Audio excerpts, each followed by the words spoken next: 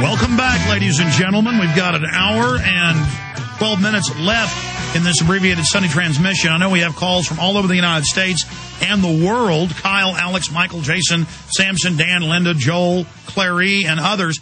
We will get to all of you coming up immediately after the news of the next hour. Get into the FEMA camps, the mainstream news reporting on forced inoculations, Sybil Edmonds, the FBI NSA translator, saying bin Laden worked for U.S. right up to the day of 9/11. That was the chatter she heard. That's the federal gag order on her. It's all coming up, but everybody's calling, freaking out over this WorldNet Daily, and I like WorldNet Daily. I think they're more credible than mainstream media. And I like the lawyer they're talking to, one of Alan Key's lawyers. But who knows? Because the establishment can plant fake documents to discredit a larger story. So I thought we'd get somebody who's been the most careful out there, Attorney Phil Berg, former Deputy Attorney General in the state he hails from. He's there in Philadelphia. He's the guy that started the whole birther situation. Day one, 6-8 months before the election, he's been asking this question. And so he is the progenitor of all of this. So on short notice, we wanted to get him on for just 5-10 minutes to break down looking at this. We know there have been other fake birth certificates put out from Kenya. This appears to be an orchestrated campaign to discredit things. This may be real. I don't know. We've had Dr. Corsi and others detained, arrested in Kenya when they're there trying to get the hospital records. So there is a cover-up going on, which is always evidence of somebody trying to hide something, or generally is. Phil Berg, thanks for popping in, sir. My pleasure. I'd really love to be on your show, Alex. Hello to all your listeners. I've received this as many other people did today. If it's for real, it's wonderful. But the thing is, it's been popped up there by Orly Tate, and she's filed it in her federal court case in California. I hope it's real, but if not, we've gotten some fake ones in the past, and before we even put them out, we always check them out. There's some things on here which look questionable. Now, we sent it on to our expert. He hasn't gotten back to me yet, but it's at the top, if you notice, it's a registration. It doesn't say birth certificate. It says it shows the father, Barack Sr.'s address in Hawaii.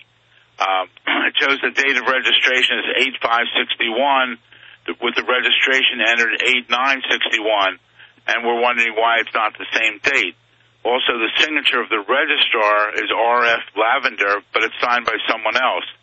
And then it has Republic of Kenya, but Kenya did not become independent until December 1963 and took effect in January 1964. So it appears to be a bad fake on purpose to discredit everybody, if you're right. Correct. And again, I'm not trying to say it's a fake, but I'm trying to say is we got to really check it out here, because what's going to happen now is, like, she's filed it as a federal document, in a federal court case. People are talking all over that this is the document, and if it turns out to be a fake, and it could have been put up there, as you say, by one of the, quote, non-birthers, because we're supposedly birthers, it could be out there to discredit us. And that's why I believe we have to be cautious. I've been working on this now just about a year, and I'm very cautious in what I say and what I do. Again, I hope it's right. I don't see eye to eye with Orly, but if she did it, God bless her. You follow me? Because, I'm so happy because I'm the first guy that came out of it with this back in August. I filed the first lawsuit August 21st, 2008 for your listeners, and our website is the most up-to-date.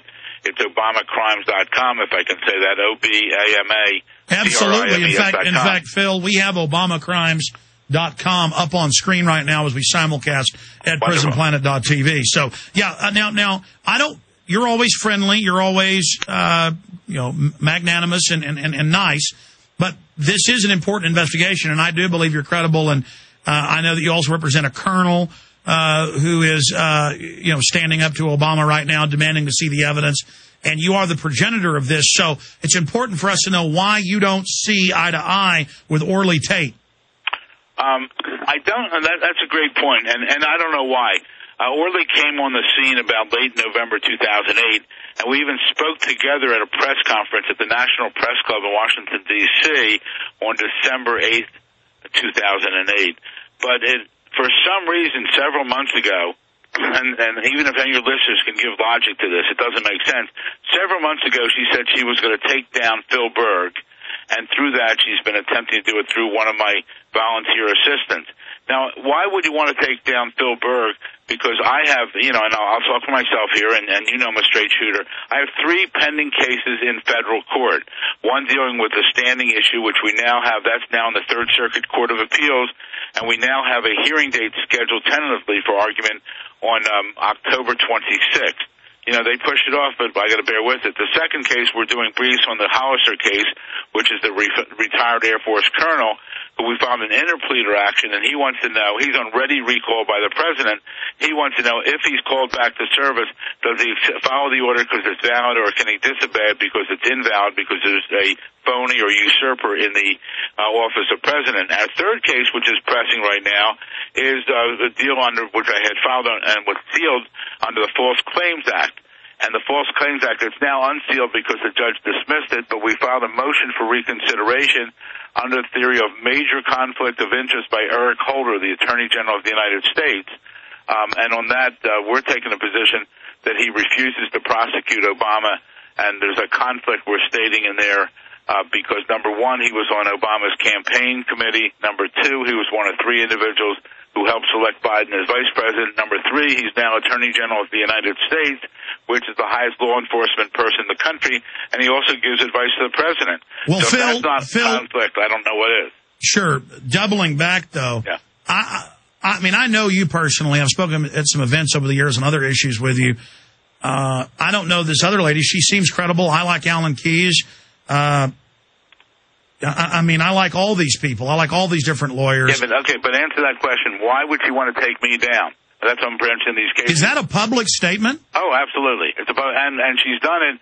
What she's done to my paralegal is unconscionable.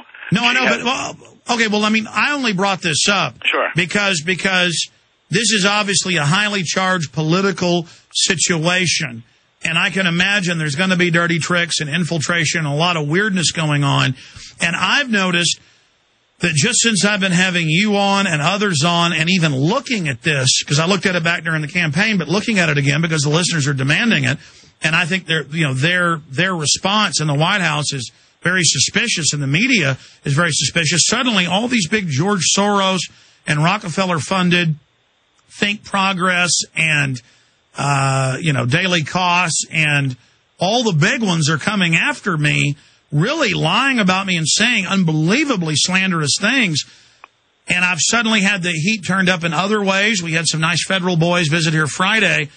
And I'm really starting to realize I think it's the birther thing that I'm noticing they're going after anybody and everybody that dare even speak about it. Why would they care so much about something if it was ballyhoo? Well, because I think you hit it on the head, because it's not true. Our Obama's position is not true. We're onto something, which I brought out first last year. Obama, to me, is 1,000, not 100, 1,000% phony. This is the biggest hoax ever against the citizens of this country in 230 years. It's outrageous that we're even talking about this, because when it first came up before he was, when he was running, the news media should have asked him the questions. They didn't, the media. I wish I could sue the national media because they didn't properly vet Obama. And I said that to a reporter last week for the New York Times. And by the way, you're a member of the ACLU, a big Democrat. Yes, sir. And you've served in Democratic government. So this is just... Democrat. Absolutely.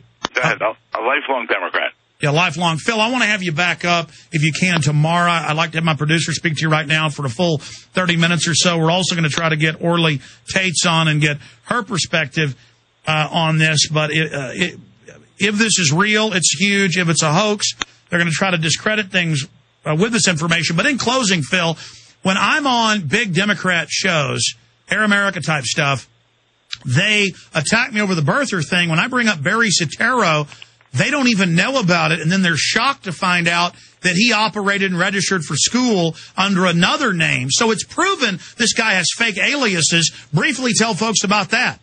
Yeah, and first off, His name in Indonesia, in his book, he states, first of all, his parents divorced. In his book, he states, my stepfather returned to Indonesia before I did, and then I went there. We have the school record on our ObamaCrimes.site site, which says, my name is Barry Soturo. Indonesia is my nationality, and Islam is my religion. If he hasn't legally changed his name since then, every time he signed his name in the 50 states to run for office, it was fraud. So he has a lot of explaining to do. I mean, I'd like to see that document where he legally changed his name. Barry Soturo, I think, is his legal name today. Look, where there's smoke, there's fire. Something's going on. He's in Indonesia. He's in Africa. He's in Hawaii. He's got different names. He's got families all over the place. Phil Berg, attorney. We'll talk to you tomorrow. My producer's going to set you up right now. Everybody else, thank you, sir. Everybody else will be right back with the flu, the martial law, all the crazy things, Obama's approval rating plunging.